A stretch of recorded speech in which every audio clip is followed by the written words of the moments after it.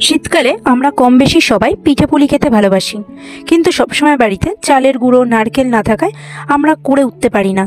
তাই আর চিন্তার কোনো কারণ নেই।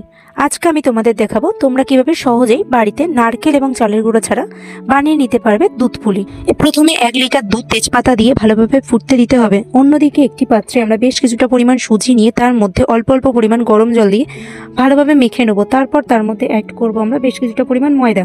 তারপর একটা খুব ভালো মতো ডো বানিয়ে নেবো।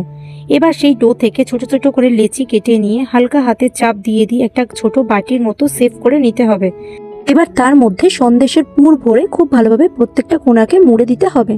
আস্তে আস্তে এক এক করে আমরা সবকটা পুলি বানিয়ে নেব।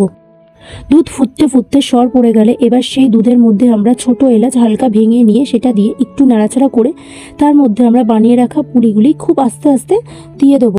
টকবক করে দুধ 5 মিনিট মতো ফোটার পর আমরা তার মধ্যে অ্যাড করব পরিমাণ মতো পাটালি গুড় এবং বেশ কিছুটা পরিমাণ চিনি স্বাদ অনুযায়ী।